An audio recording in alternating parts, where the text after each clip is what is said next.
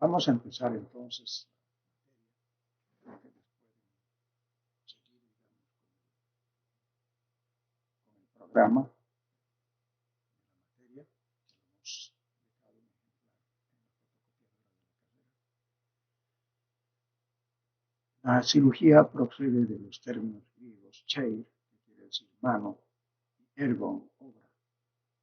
La definición podría más o menos ser curar mediante obras realizadas con las manos. Cirugía es la actividad médico-sanitaria que tiene como objetivo la remoción de la enfermedad y la promoción de la salud mediante operaciones efectuadas con las manos o instrumentos. La historia de la cirugía en el tratamiento de las enfermedades coincide con la propia historia de la humanidad. Si nos remontamos a la prehistoria, el hombre más antiguo, que es el australopiteco, no entierra a sus muertos, ni levanta monumentos funerarios, ni pinta en las cavernas escenas que nos permitan colegir una actitud mágica ante la realidad. El hombre primitivo, frente a sus heridas, imita la conducta que ha observado en los animales y así inmoviliza un miembro lesionado, se lame las heridas, se preocupa de las lesiones externas, visibles o accesibles. Durante millones de años se comportó así hasta llegar al hombre de Neandertal. Entierra a sus muertos y parece diferenciar ya entre las enfermedades accidentales y aquellas otras cuya causa permanece oculta y se les escapa, como ser la fiebre, el dolor, la inapetencia, la locura, interpretándolo como algo de carácter mítico y mágico. De esta manera, asume que si la enfermedad es originada por un poder desconocido, el remedio será contrarrestar o exorcizar el poder maligno por la causa por la que ha sido castigado por los dioses. En el Neolítico, el hombre realizó trepanaciones craneanas para echar los malos espíritus de los individuos sanos. Cambia sus hábitos nómadas por otros sedentarios. Pasa a cultivar la tierra y a domesticar animales. Y empiezan a construir ciudades en general, a crear culturas auténticamente superiores. La alimentación se transforma. Los hidratos de carbono ganan terreno en la dieta. Comienza el uso y abuso de las bebidas fermentadas y con ello se introduce la primera analgesia quirúrgica.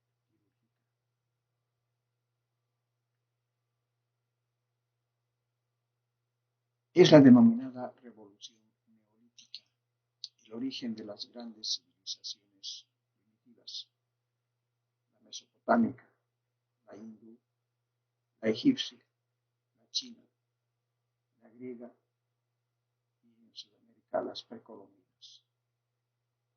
Cuando aparece el hombre del Cro-Magnon, nuestro directo antepasado, aquel de quien directamente descendemos, el Homo sapiens, todos los hombres anteriores fueron con mucha probabilidad ramas divergentes y extintas del proceso evolutivo. La cirugía y el sacerdocio llevaban ya muchos miles de años sobre el planeta. En la historia de la medicina se conoce que mucho antes del apogeo de las civilizaciones egipcia, china, griega, romana y árabe, se ejecutaban funciones, incisiones y cauterizaciones. Vamos a comenzar entonces a revisar un poco de forma práctica qué pasó con la cirugía en la Mesopotamia y Egipto. El modelo de salud enfermedad entre los sumerios se basaba en una concepción sobrenatural de la enfermedad. Esta era un castigo divino impuesto por diferentes demonios tras la ruptura de algún tabú. medicina estaba íntimamente ligada al sacerdocio, quedando la cirugía relegada a una especialidad médica de segunda categoría. En Egipto, los cuerpos momificados, pinturas y jeroglíficos nos han mostrado que los antiguos egipcios sufrían las mismas afecciones que padecemos hoy en día. Se han hallado férulas en momias fabricadas con bambú, madera y almohadillas con lienzo. Hay testimonio del uso de muletas que se muestra en un grabado realizado en la entrada de la tumba de Kirkov, donde se observa un hombre joven con poliomielitis apoyado sobre un báculo o bastón. Aquí tenemos entonces esta fotografía donde se ve justamente este miembro atrofiado, esta pierna derecha está atrofiada y se hace la interpretación como un caso de poliomielitis. Y aquí se ayuda con este bastón o este báculo para que pueda caminar. Entonces, vean ustedes, nosotros hemos erradicado la poliomielitis con la vacuna, pero de vez en cuando aparece, hace unos 5 años ha aparecido nuevamente algunos casos de poliomielitis en África. Basta descuidarse con la vacuna y entonces comienza a aparecer. Pero fíjense, desde aquella época tan antigua de Egipto ya se veían estas enfermedades. Papiro de Ebers. Por otra parte, en varios papiros médicos del antiguo Egipto, como el papiro de Ebers, que data su elaboración en torno al año 1550 antes de nuestra era, es considerado uno de los tratados de medicina más antiguos conocidos. Describe sobre cirugía, así como el tratamiento de las mordeduras de cocodrilo y la curación de quemaduras. ¿Qué es el papiro de Ebers? En el papiro de Ebers se recomendaba el drenaje de las hinchazones, grasas, aunque advertía sobre determinadas patologías de la piel que no debían ser tocadas. Hay otro papiro que es el papiro de Edwin Smith. Es un documento compuesto por 48 historias clínico-quirúrgicas, que es la fuente de nuestro conocimiento sobre las prácticas de los antiguos egipcios, y procede de un papiro robado de una tumba en 1862. Posteriormente, ese papiro fue vendido a un egiptólogo norteamericano llamado Edwin Smith, por lo que se le conoce como el papiro de Edwin Smith, que es más o menos de 1600 a.C. Se piensa que el autor es Imhotep, médico, arquitecto, astrólogo y visir del faraón egipcio Necherjet-Yeser. Es el más antiguo documento y el único dedicado principalmente a la cirugía. Es una obra de referencia acerca del estado del conocimiento científico de ese antiguo periodo.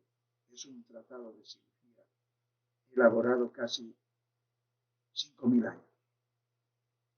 En este documento, donde apareció por primera vez la palabra cerebro, en el texto se mencionan las membranas del cerebro, las meninges, y el líquido cefalorraquídeo que éstas contienen.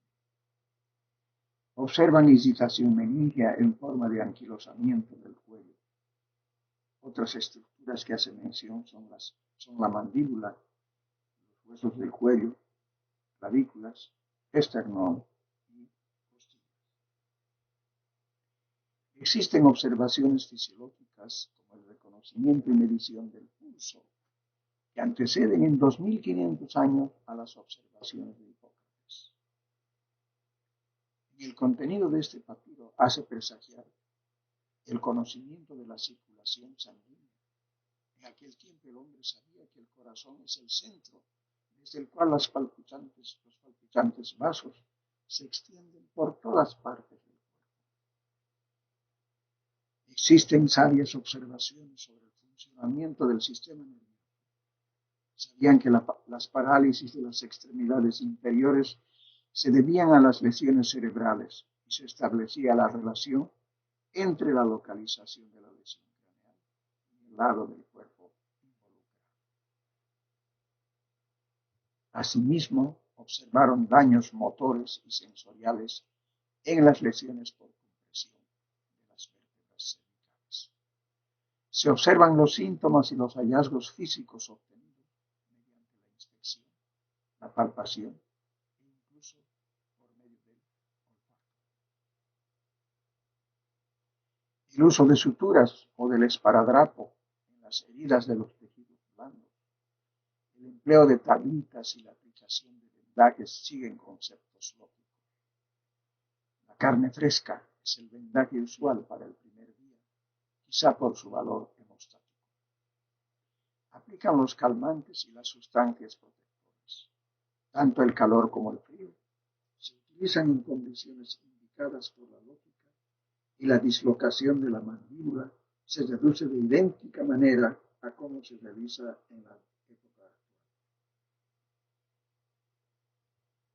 Se describe el sangrado de los oídos y de las fosas nasales, acompañando a las fracturas del cráneo y el modo de andar arrastrando los pies después de un daño cerebral. Se dan pronósticos poco favorables en las fracturas del centro de las vértebras cervicales. También se describen las complicaciones de las heridas, incluyendo la infección y el pétalo.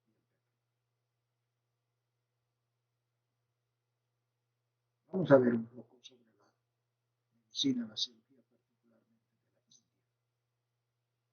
En los libros antiguos hindúes, en especial en este libro, el Sushruta Samhita, está referida a la sutura de los tejidos, además de una clasificación de 8 tipos de operaciones generales. Vean ustedes qué extraordinario este libro del Sushruta Samhita. Ellos practicaban la incisión, la escisión, el raspaje, la punción, los sondajes, la extracción, el drenaje de líquidos, derrames, y luego practicaban ya los puntos de sutura. Qué extraordinario. Vean ustedes, no es nada nuevo, ya lo hacían en la India miles de años antes. La medicina hindú es la primera en desarrollar técnicas específicas de cirugía plástica, desde reparaciones para deformidades del pabellón auricular, perforación para colocar pendientes, técnicas de rinoplastías de la nariz, métodos quirúrgicos para eliminación de cálculos renales, cálculos vesicales e incluso métodos para intervenir las cataratas. Vamos a ver otra civilización, Grecia. Aquí la medicina hipocrática surge en el siglo IV y V a.C. Hipócrates nació en la isla griega de Kos y ejerció durante el llamado siglo de Pericles. Se atribuye a Hipócrates escritos que tienen la característica común de tratar todos ellos de cirugía, acerca de las fracturas, de las articulaciones y de las heridas de la cabeza. Ejecutó un trabajo metódico y racional de patología quirúrgica, principalmente en lo que se refiere a las heridas traumáticas. Hipócrates debió ser el más famoso de los médicos cirujanos griegos del siglo V. Es el siglo clásico de Pericles, Fidias, la sofística, Sócrates y Esquilo. El siglo en que la cultura griega puso a punto su ideal de aideia, decir, educación del hombre, tanto espiritual como corporal. Para conseguir al hombre ideal, bueno y bello, era imprescindible el concurso de la medicina. De ser un oficio manual o artesano, propio de personas de extracción social humilde, pasó a la categoría de elemento imprescindible en la educación intelectual de las gentes de condición social más elevada. Hipócrates y sus discípulos fueron reclamados por el estamento culto y adinerado de la sociedad griega. Se les presentaba en la ocasión de escalar los puestos más altos de la pirámide social, dejando atrás el humilde lugar de los artesanos. Se sabe que los primeros hipocráticos fueron hombres de excelente hábito quirúrgico, que fue ampliando poco a poco el área de su aplicación. Desborda el ámbito estricto de la patología externa. Se extendió hasta alcanzar las afecciones propias de la patología. Casi todos los escritos tardíos del Corpus Hippocraticum estuvieron impregnados del espíritu retórico y verbalista. El Corpus Hippocrático es una colección de unas 70 obras médicas de la antigua Grecia. Ese es el Corpus Hippocrático, 70 obras médicas. El Corpus Hippocrático propone el empleo de plantas medicinales y recomienda el aire puro y una alimentación sana y equilibrada. Recurre al uso del cauterio o bisturí. Entre las aportaciones de la medicina hipocrática destacan la consideración del cuerpo como un todo, el énfasis puesto en la realización de observaciones minuciosas de los síntomas y la toma en consideración del historial clínico de los enfermos. En el campo de la ética de la profesión médica se le atribuye al célebre juramento que lleva su nombre, el juramento hipocrático, este es el busto de Hipócrates. El juramento de Hipócrates es tan conocido, sobre todo por el mensaje ético que da. Más o menos dice el juramento de Hipócrates que está en el libro. Juro por Apolo, médico, por Asclepio y por Igeia y Panacea, y por todos los dioses y diosas del Olimpo, tomándolos por testigos, cumplir este juramento según mi capacidad y mi conciencia.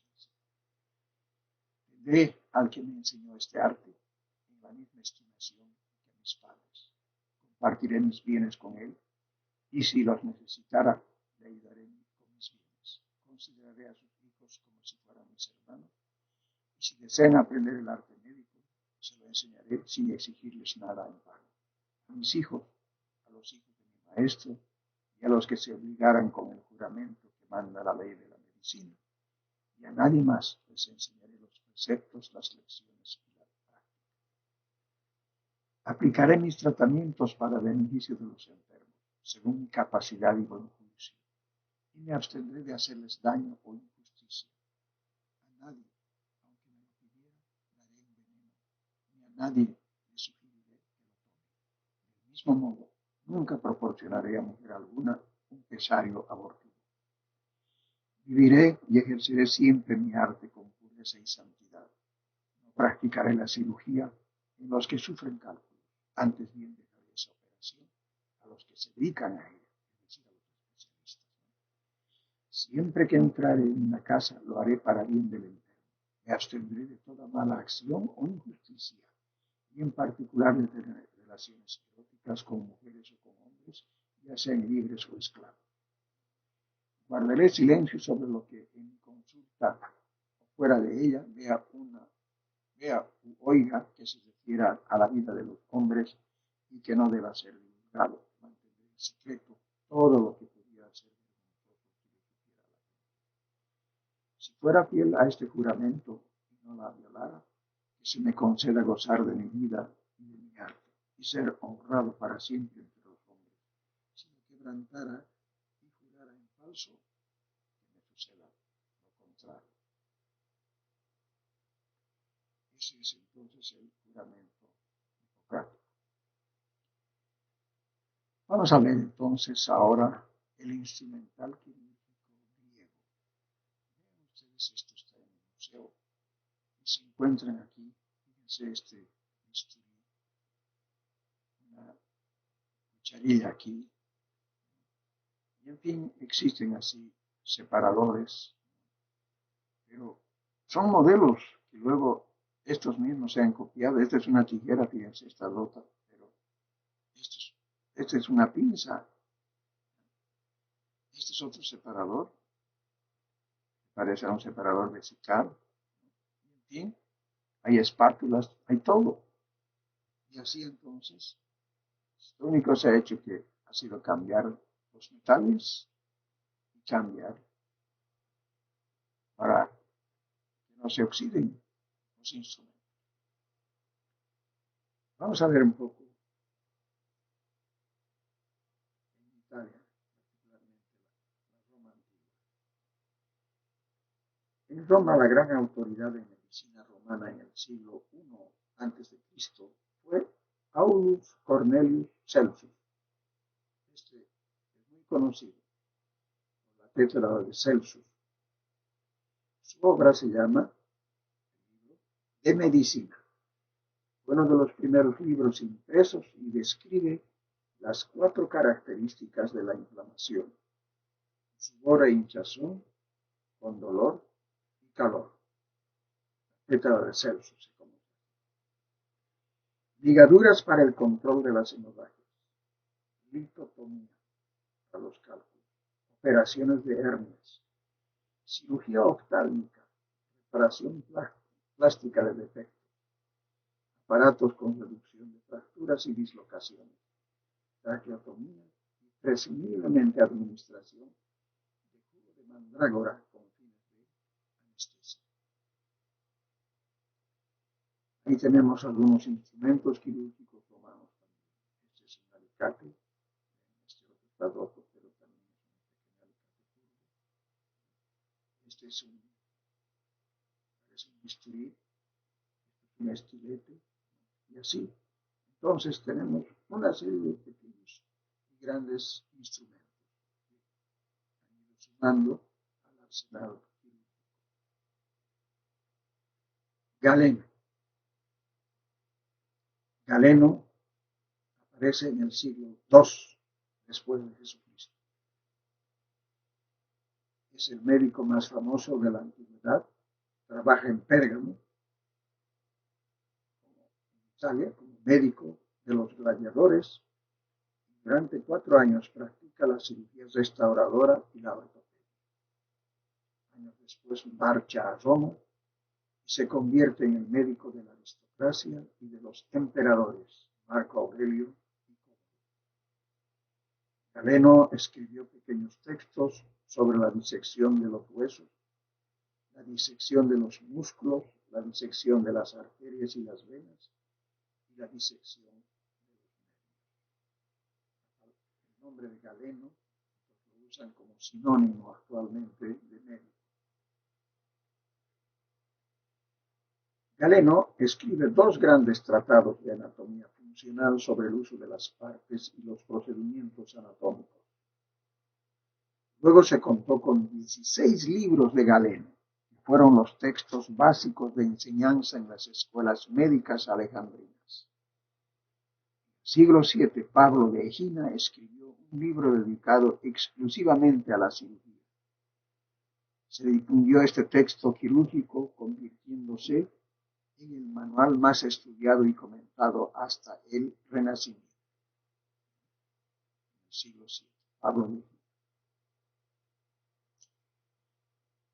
Vamos a entrar entonces a la cirugía, a la medicina de los árabes. El cordobés Abul Qasis, o Abul Qasim, siglo XI, el único médico árabe que escribió un libro dedicado exclusivamente a la cirugía. Su principal obra compilatoria se llama Kitab al-Tasrif. quiere decir la práctica, el método, cuyo volumen 30 contiene un extenso tratado de cirugía donde están descripciones en el capítulo sobre oftalmología, odontología, tratamiento de las hernias, extracción de cálculo, la obstetricia y un amplio apartado sobre traumatología. Este gran libro de Abul Qasis, cirujano del mundo islámico, gozó de duradera y gran influencia en la Edad Media latina. Edad Media. Los primeros tratados quirúrgicos que se escriben en la Edad Media latina son del siglo XII. Pertenecen a la escuela de Salerno. El más antiguo es el manuscrito conocido con el nombre de Cirugía de Bamberg, basado en la obra de Pablo de Egina y Abul Qasis. Se encuentra en ella la fórmula de la esponja soporífera. 20 años después aparece la Cirugía de Rogerio, obra quirúrgica latina de mayor importancia durante no menos de 2 siglos. Teodorico es médico por la Universidad de Bolonia, clérigo y fraile dominico junto a Guillermo Saliceto, también de la escuela bolonesa, autor del libro de Cirugía, que se considera el primer tratado sistemático escrito en la Europa latina. La Universidad de Bolonia contará con un anatomista de la importancia de Mondino Luci y con Lanfranco de Milán, huye de su patria y se refugia en Lyon, donde ejerce como cirujano y escribe Cirugía Parva. En 1368 se funda el Gremio de Cirujanos de Londres, en un primer intento por separar a los barberos, que son los encargados de afeitar, de los médicos especializados en tratamientos.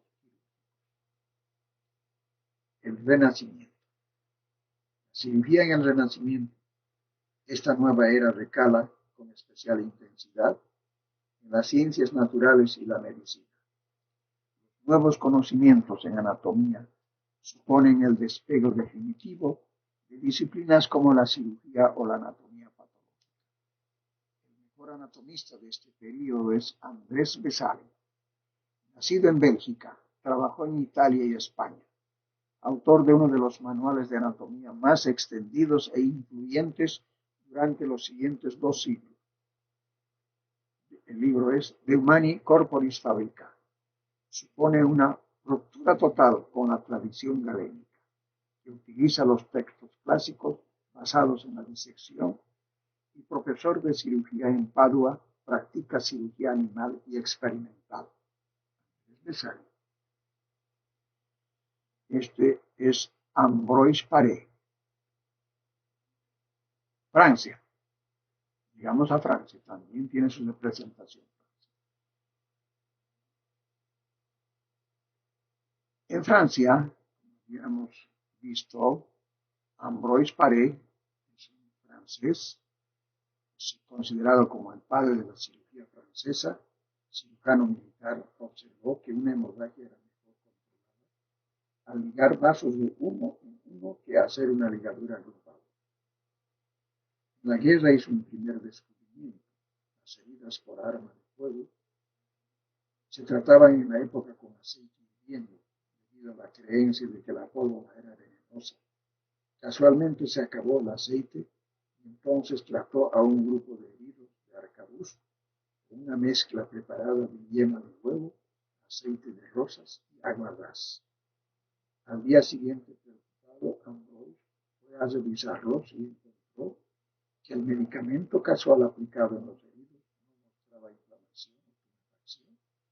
Poco dolor en la herida, pasaron bien la noche, mientras los que recibieron el aceite mencionado estaban febriles, con gran dolor e inflamación del ojo. En 1564 publicó una monumental obra de cirugía, los 10 libros de la cirugía. La primera parte contenía anatomía y fisiología y la segunda cirugía. En esta se describían muchas técnicas quirúrgicas, siendo una de las más significativas el uso de ligaduras de grandes vasos en las amputaciones. Diseñó una gran variedad de forceps, instrumentos y férulas. Con la ayuda de fabricantes de armaduras, diseñó miembros artificiales de hierro, perfeccionó el banco hipocrático para la reducción de luxaciones y diseñó un corsé para escoliosis y una bota para pies sanos. Autor es Guy de Chauliac, 1300 a 1360.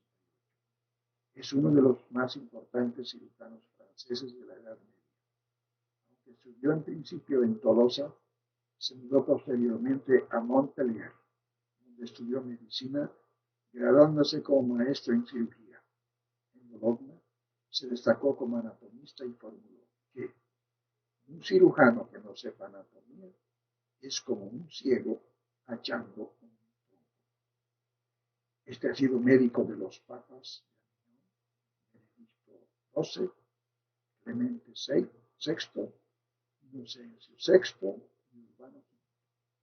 Se traslada a París, donde imparte cursos en la Facultad de Medicina y publica su libro Cirugía Magna, un verdadero tratado de cirugía durante la Edad Media. Louis de Chauliac. Escribe sobre temas sobre cauterización, anestésicos, fracturas, heridas. Se cree que fue inventor de varios instrumentos en cirugía, el primero en describir la hernia femoral. Se asocia a la cofradía de cirujanos del College de Saint-Cosme. Este colegio subió de estatus a los cirujanos. Los maestros cirujanos clericales, que sabían latín, vestían toga larga y hacían la cirugía mayor. Los cirujanos barberos laicos, que ignoraban el latín, quedaban limitados a la flebotomía, extracción de dientes, curación de heridas, y para ejercer debían ser aprobados por los primeros. Chauliac dejó su pensamiento y su legado, como debe ser un cirujano. Aquel que cura con sus manos, dirigidas por una mente educada y razonable, alguien sabio, experto, ingenioso, de buen humor, audaz cuando tenga la certeza, cauteloso ante el peligro, amable con el enfermo, considerado con sus amigos y no influenciable por los honorarios. Aquí también tenemos entonces una serie de instrumentos de esta antigua época, el siglo medio. Entonces, tenemos,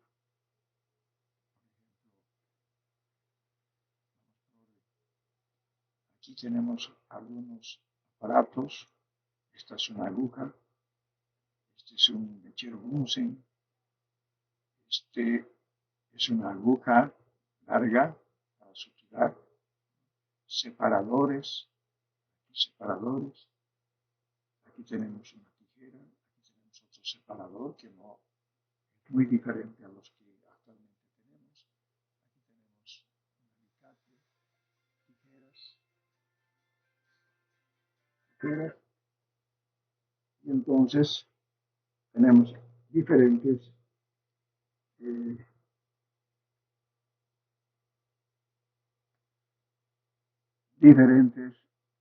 instrumentos.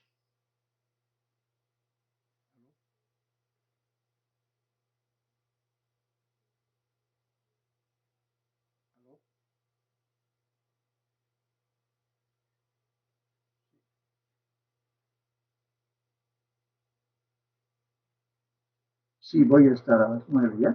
Por favor, si te estoy dando la clase. Chao. Una llamada de su compañero. Y aquí entonces, así como verán, tenemos una serie de separadores que cuando estemos estudiando ya los instrumentos, van a ver ustedes la semejanza que tienen. Cirugía precolombina. El mayor desarrollo de la cirugía se ha observado en las civilizaciones de los aztecas y mayas en México y también en los tihuanacotas e incas en Bolivia y Perú.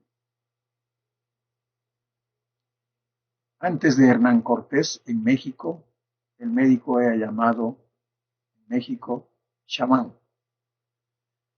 Atendía a enfermos y curaba las heridas. Aquí tenemos entonces a dos aztecas tratando una fractura. Están inmovilizando la fractura con raíces utilizando tablas. Ese es el tratamiento, inmovilizar en realidad el hueso fracturado. Y ellos lo están haciendo perfectamente. En la cultura maya y azteca se reconoció el mejor nivel de evolución en cirugía, medicina y obstetricia. Se conocía que Tlahumatepatli Tzit era el médico, así se llamaba. En cambio, Texotlatzitl era el cirujano y Tamatquitzitl era la partera. El Texotlatzitl, con verdaderos métodos quirúrgicos, utilizaba cuchillos de obsidiana, bien afilados, para tratar abscesos, antrax y mastitis supurada, los cuales drenaba y cubría posteriormente con apósito.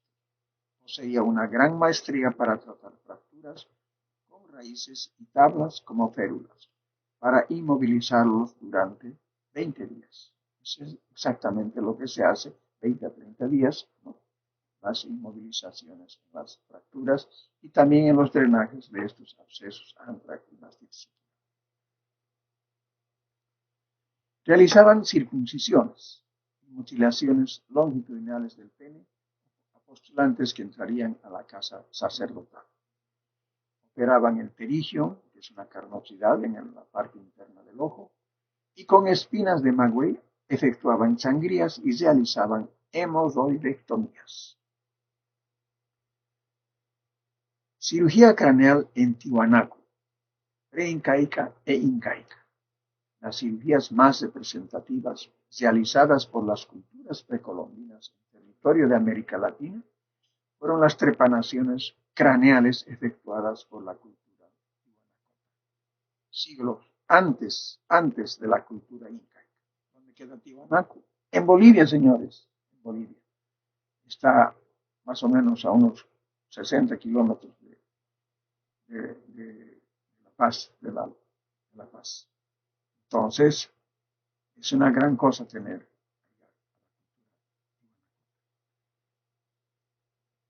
Los incas ya vienen después de los tiwanacos. En lo que constituye hoy Bolivia, se dice en torno del año 1100 a.C. Tiwanaku desapareció así como cultura, fue abandonado. Se produjo una lucha entre los diferentes grupos que habitaban la región. Los quechuas se pelearon con los collas o aymaras, los ulpacas y los pacajes. O sea, los quechuas no son igual que los collas. Los collas son los aymaras. Pero los que inicialmente dominaban fueron los quechuas con los incas. Imperio incaico. Los aymaras establecen un dominio que abarca Arequipa y Puno. Vienen de ahí los aymaras, en el Perú. Y luego llegan a La Paz y a Oruro, en Bolivia.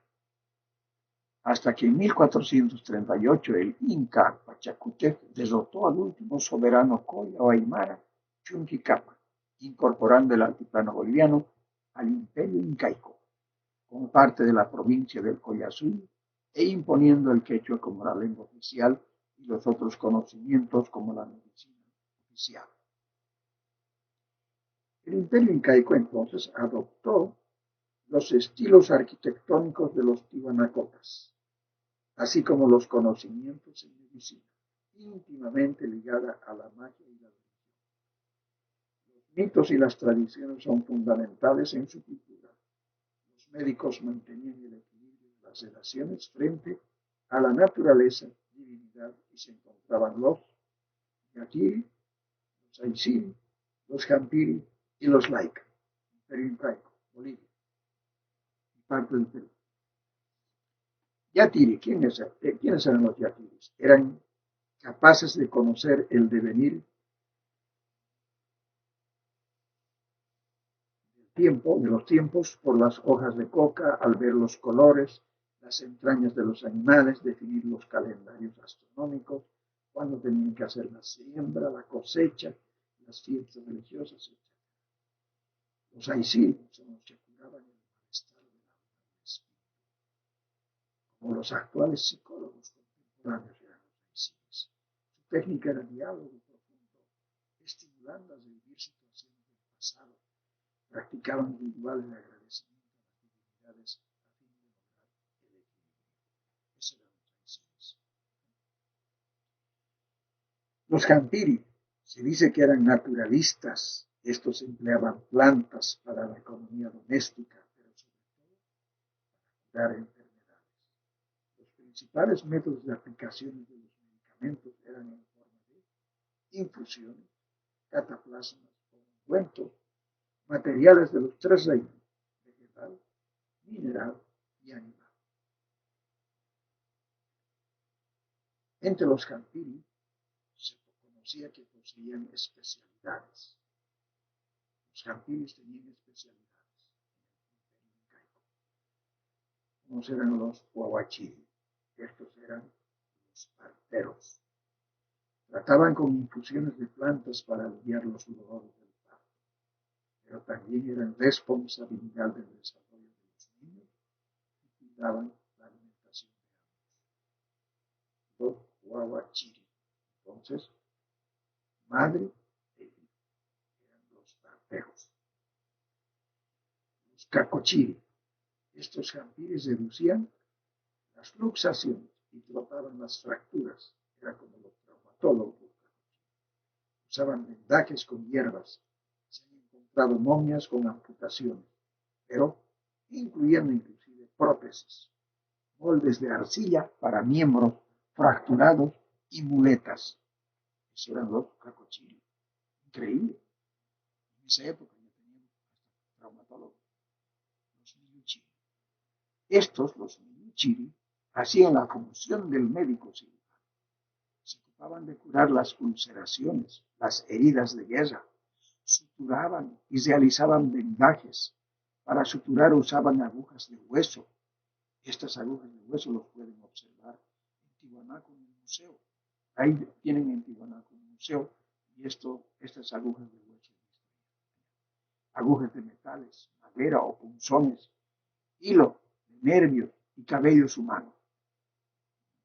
El cabello humano más o menos es como un hilo de 6 ceros. Otro especialista, el uroche. Estos corresponderían a un cirujano neurólogo actual. Estos eran los que realizaban las trepanaciones craneanas y las deformaciones intencionales del cráneo, la nariz, los dientes y las orejas. Finalmente, los laika. Estos basaban su poder en la subjugación de un espíritu para realizar daños o detectar el origen de este. Elaboraban filtros, dicen, de amor, etc. Este es un tumi de oro. Está en el libro también. Tenemos una foto, aunque no estén colores. Pero este tumi se encuentra en el museo, a una cuadra más o menos del Palacio de Gobierno. Y esta es la parte cortante del tumi. Pues se agarra con todo esto y luego con esto se cortaba cuando se hacían cirugías de neurocirugía, para sacar coágulos. Entonces, esto es lo que utilizaban para abrir el tumi. Aquí tenemos otro tumi, como una forma de agarrar con la mano. Estos tumis están en el Museo Antropológico de la Universidad Mayor de San Simón.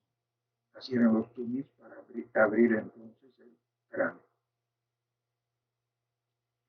El investigador Arturo Poznanski, nacido en Viena en 1873 y que desde los 27 años vivió en Bolivia, dedicado a la investigación de Tiwanaku, de los monumentos, y también estudió cráneos trepanados que encontró en sus excavaciones, además de algunos instrumentos para estas intervenciones de una aleación de cobre y plata, que se conocen como champi. A los instrumentos se los llama tunis. La aleación entonces se llama champi y los instrumentos se llaman tunis, tal cual acabo de explicar. Por los estudios realizados se sostiene que las trepanaciones se llevaron a cabo en vida de los sujetos, con una finalidad terapéutica, sobre todo en los traumatismos cráneoencefálicos. Hay evidencias de haber realizado trepanaciones en individuos que sufrieron golpes en la cabeza, donde se observa sobre todo hundimiento y trazas de fractura. Las constantes guerras sostenidas por el tipo de armas que utilizaban, como los mazos y hachas, se producían heridas con fracturas. Aquí tenemos, por ejemplo, las heridas craneales.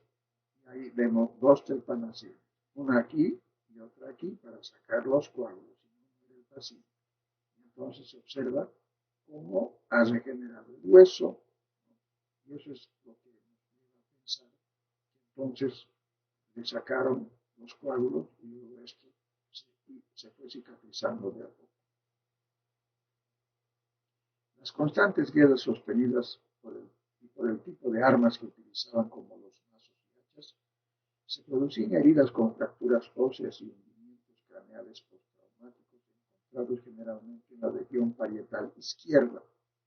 Las conclusiones de Broca, que es un famoso médico antropólogo francés, que fue conocido mundialmente por su hallazgo de la localización cerebral del centro del lenguaje, dieron a conocer sus observaciones en un cráneo con una trepanación cuadrilátera procedente del Perú, que fue enviada a Francia.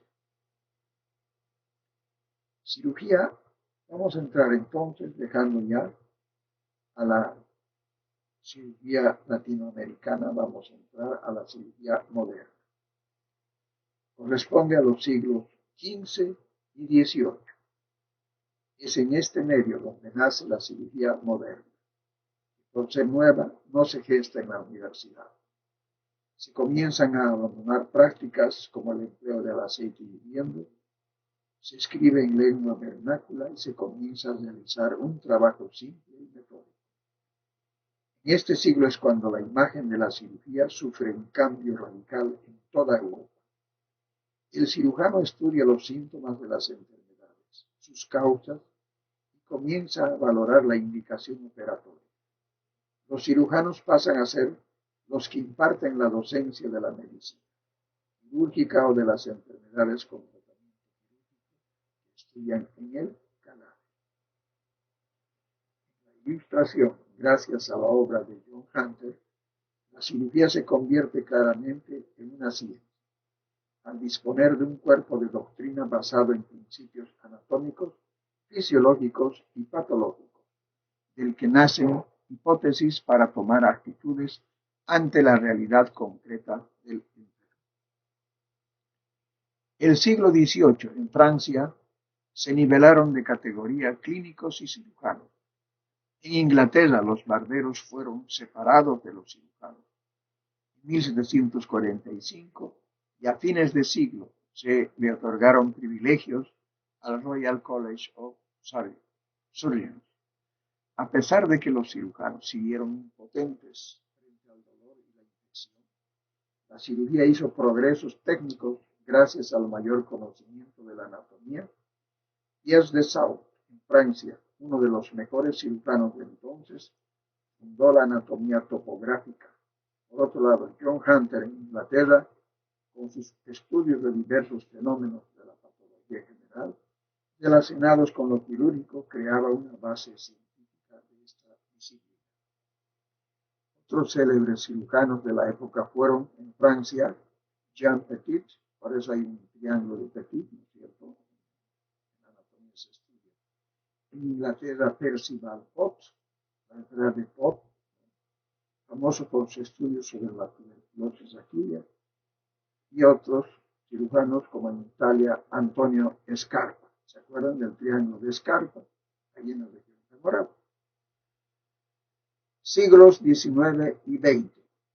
Desde la perspectiva de la cirugía conviene separar la primera de la segunda mitad del siglo XIX.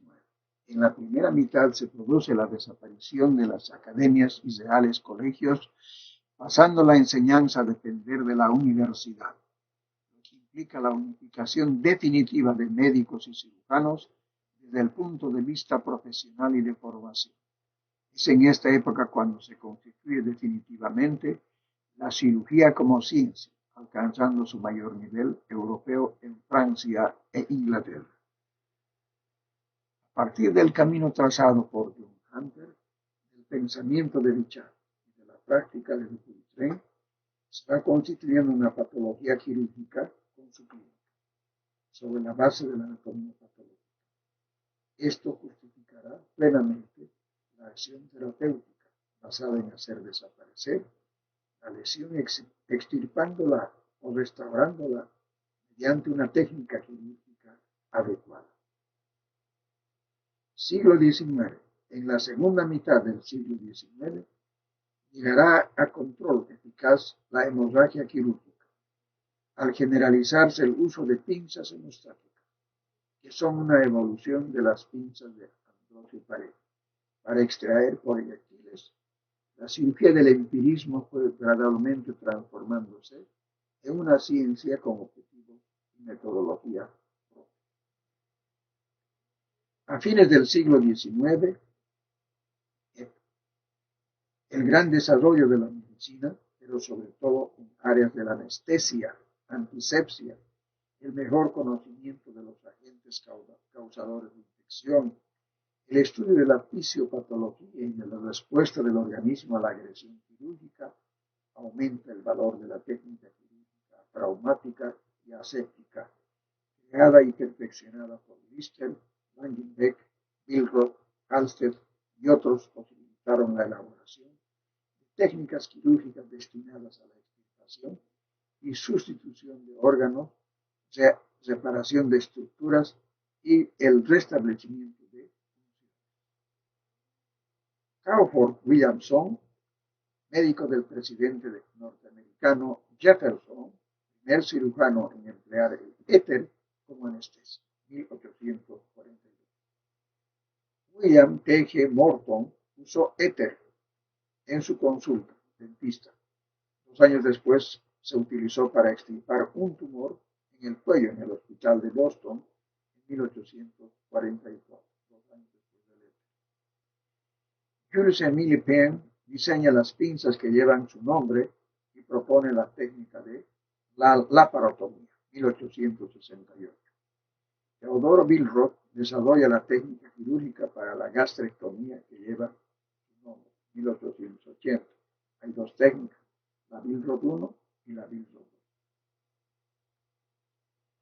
Friedrich Trendelenburg desarrolla la técnica de intubación endotraqueal y la posición quirúrgica de Trendelenburg, o sea, cabeza para abajo, y es arriba.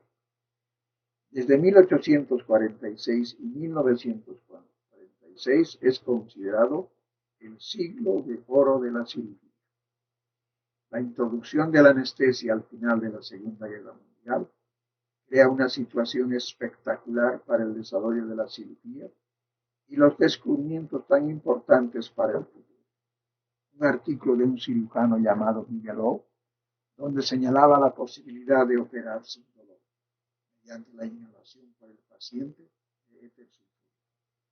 En noviembre de 1846, el Boston Medical and Surgical Journal publicaba que Bigelow lo había convencido a Warren, que unos meses antes había operado a 2 enfermos bajo inhalación, por indicación del joven de 27 años William Morton, que aseguraba extraer dientes por este método sin el mínimo dolor. Así comenzó entonces la era de la anestesia. Desde 1900, la medicina y la cirugía experimentaron un gran avance, ya que médicos, científicos e investigadores buscan soluciones para problemas mundiales de salud. En 1902 se conocen los grupos sanguíneos para realizar transfusiones de sangre segura descubiertos los 4 grupos por el biólogo austriaco Karl Landsteiner. En 1910, Hans Christian Jacobaeus de Suecia informó la primera operación laparoscópica en seres humanos. En 1922, médicos canadienses como Frederick Banting y sus colegas empiezan a tratar con insulina la diabetes. En 1828, Alexander Fleming logra aislar la penicilina, es el primer agente antibiótico. Fleming. 1832, en Alemania, Joseph Claret crea la sulfamida, los quimioterápicos sintéticos. En 1942, el empleo de curarizantes como relajantes musculares que amplían la acción quirúrgica. En 1954, Joseph Murray realiza en Boston, Estados Unidos, el primer trasplante de riñón exitoso. En 1960 se implanta con éxito el primer marcapaso interno, un aparato con baterías que estimula y regula el latido cardíaco humano. En 1963, la cirugía de trasplante de hígado fue iniciada por Stars en Denver, Colorado, Estados Unidos. En 1967, el cardiólogo sudafricano Christian Bernard lleva a cabo el primer trasplante de corazón humano de la historia. En 1973, Craig Hadfield y Alan Cormack crean el escáner OTAC que obtiene imágenes de secciones del cuerpo por rayos X.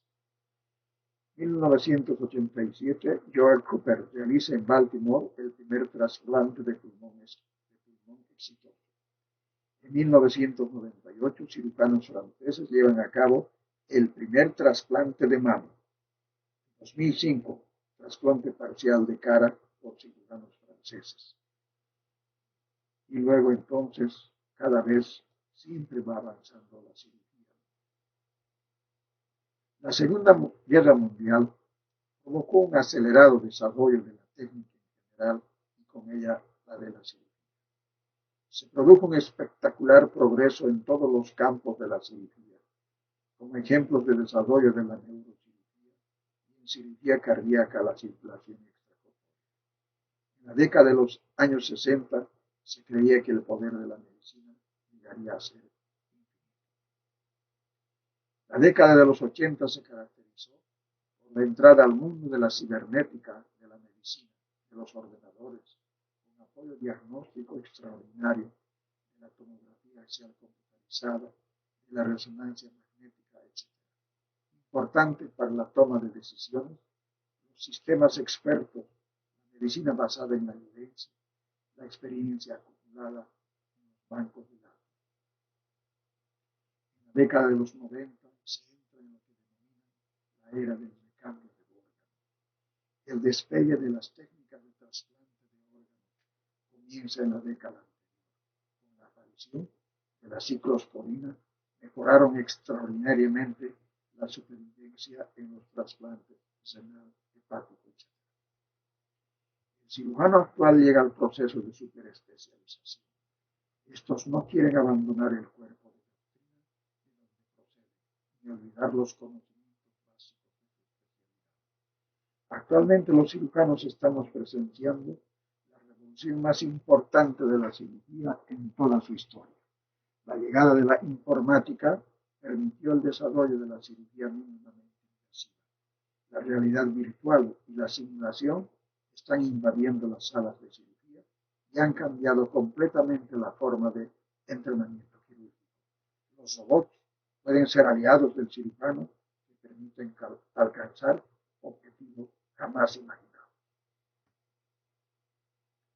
La telemedicina, que es la prestación de prácticas médicas a distancia, utilizando tecnologías de telecomunicación. Los sistemas de telemedicina pueden dividir las prácticas en 3 grandes grupos: las prácticas con videoconferencia, telecirugía y telerobótica, la teleradiología y la teleimagenología.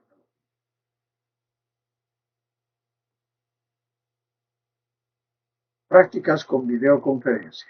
Teleconsulta médica. Hace posible el examen del paciente sin importar la distancia que lo separa del médico. Muy útiles en especialidades en las que el contacto físico no es fundamental, como por ejemplo la psiquiatría y la dermatología.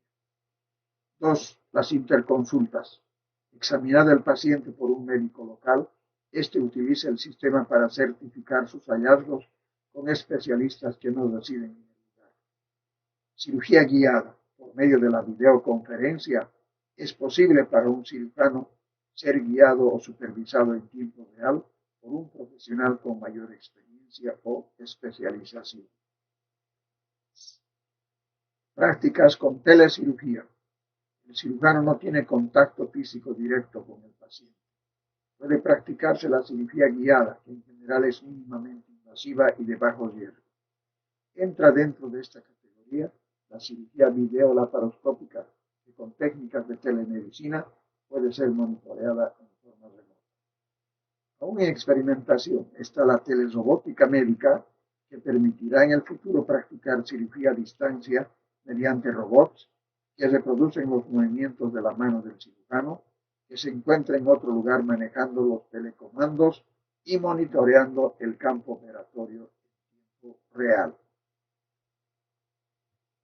Prácticas con teleradiología. Teleradiología permite transmitir por líneas telefónicas convencionales presentes en un momento determinado en cada sitio del país las imágenes de un paciente sin necesidad de la presencia del médico.